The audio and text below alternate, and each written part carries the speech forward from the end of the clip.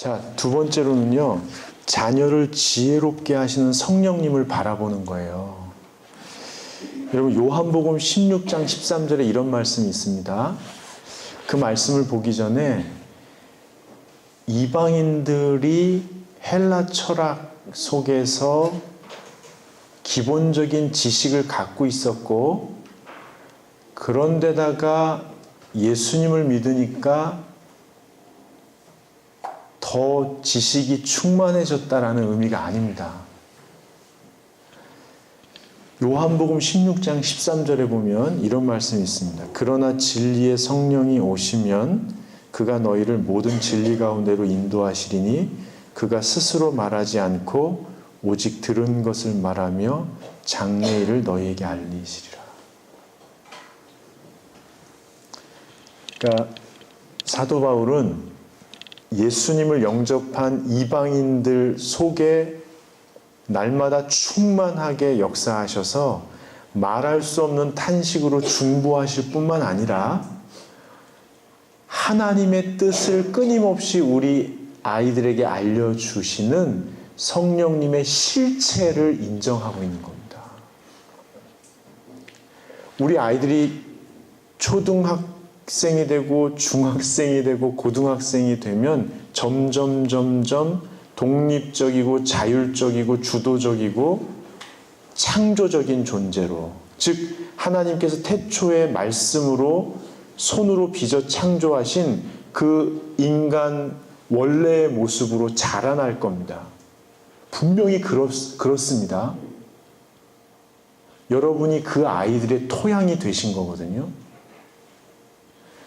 이렇게 자라나는 아이들이 세상에서 경험할 아픔을 여러분은 아시잖아요. 왜요? 저와 여러분이 겪으면서 여기까지 왔잖아요. 준비되지 않은 사람이 겪어야 하는 그 참담함. 무한 경쟁 속에서 치졸하게 우리를 짓밟는 사람에 의해서 애매하게 당했던 고난들. 원치 않았으나 주변 환경에 의해서 파도에 밀려 무너져 버렸던 모래사장처럼 내 꿈이 산산조각처럼 없어져 버렸던 그 시절들을 우리가 그대로 촘촘히 경험하고 여기까지 왔잖아요. 왜 우리가 아이들을 교육시키려고 그래요? 그 아픔을 그 아이들은 홀로 경험해야 되니까요. 홀로 그것을 감당하고 넘어서야 되니까요. 우리가 그 곁에서 책임져 줄 수 없다는 걸 아니까요. 높은 산처럼 위대했던 아버지 어머니들이 영원히 우리를 지켜줄 줄 알았는데 먼저 떠나시고 무너져 버리시고 오히려 우리가 돌봐줘야 하는 그런 시절을 우리가 그대로 경험했으니까요. 우리 아이들이 이 세상에서 경험해야 할 아픔이 얼마나 큰지 알고 그 아이들이 그것을 혼자 감당할 것을 우리는 알고 있으니까요. 그래서 우리가 속상한 거죠. 뭐래도 더 해주고 싶은 거죠. 내가 못 먹어도 애들은 먹이고 내가 못 입어도 애들은 입히고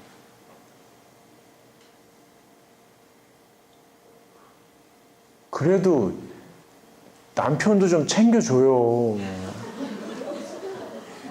애들은 막 옷도 사주고 먹는 것도 막 해주면서 우리들은 이게 뭐? 이게 감사합니다. 바울처럼 우리가 뭘 봐야 하냐면 아이들이 혼자가 아니라는 사실입니다.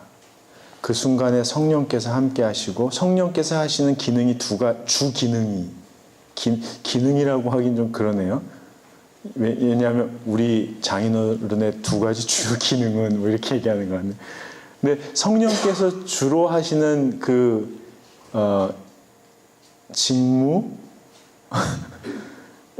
역사하시는 그것이 첫 번째가 뭐냐면 우리 아이들이 예수를 주라고 고백하게 하는 거예요. 그러니까 우리가 겪었던 것처럼 모든 것을 할 수 있을 줄 알고 이렇게 되게 우아하고 뭔가 할 수 있는 것처럼 살았는데 끊임없이 실패를 경험하면서 주의 주권을 인정할 때 우리가 하나님의 능하신 손과 그의 생명 싸개 속에 안정감을 누리며 신앙의 어떤 경지에 올라가게 되는 것처럼 매 순간 우리 아이들이 그 당하는 어려움 속에서 또는 일상 속에서 예수를 주라고 고백할 수 있게 도와주신다는 거예요. 그리고 또 하나 두 번째가 뭐냐면 오늘 읽은 말씀처럼 하나님의 말씀이 시의적절하게 생각나게 하신다는 거예요. 저는 교회를 안 보내는 부모는 정말 이상한 것 같아요. 그리고 성경을 하나님의 말씀, 설교로 들었던 거, 읽었던 거, 묵상했던 거, 공부했던 거, 신앙서적에서 읽었던 것, 이런 것들, 부모로부터 들었던 것, 같이 암송했던 말씀들이 이렇게 조화롭게 되어서 시의적절하게 말씀이 가슴에서부터 이렇게 일어나게.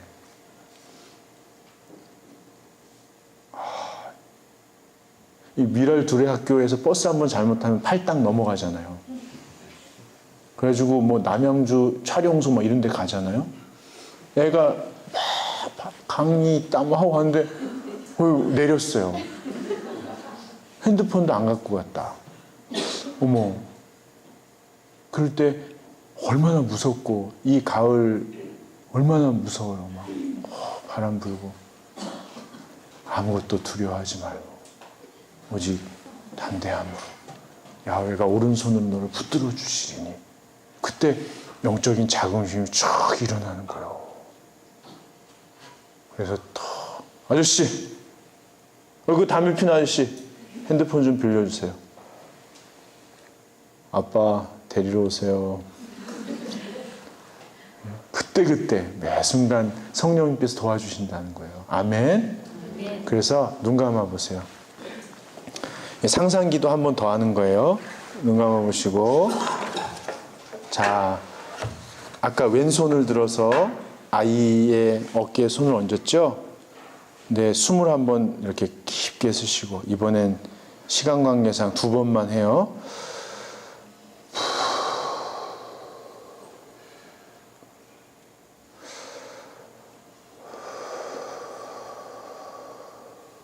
왼손으로 아이의 어깨를 감싸세요. 그러면서 얘기하세요. 사랑하는 밀두야,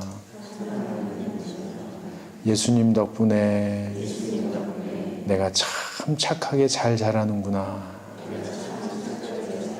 아멘. 그 다음에 아이의 머리통을 쓰다듬으세요.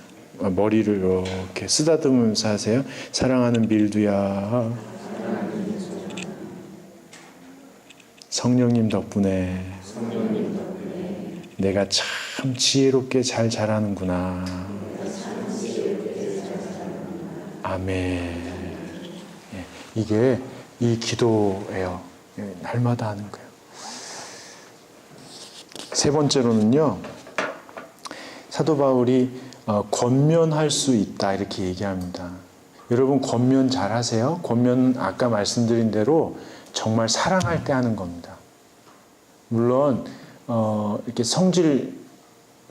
성격 이상하신 분들이 하고 싶은 말 막 해놓고 나는 뒤끝은 없어 뭐 이렇게 얘기하시는 분 계신데 그건 못된 거고요.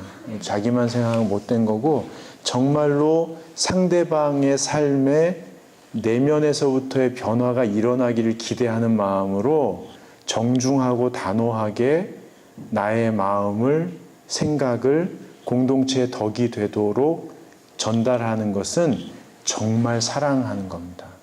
왜냐하면 거절에 대한 두려움을 넘어선 거거든요.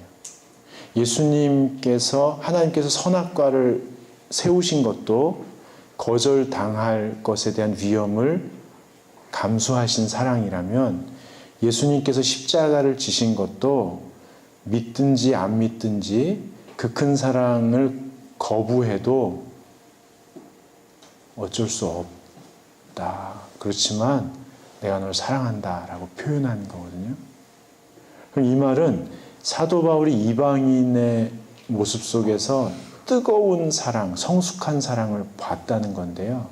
그 사람들이 사랑하는 존재가 됐다기보다 그 사람들을 사랑하는 하나님의 실체를 본 거죠.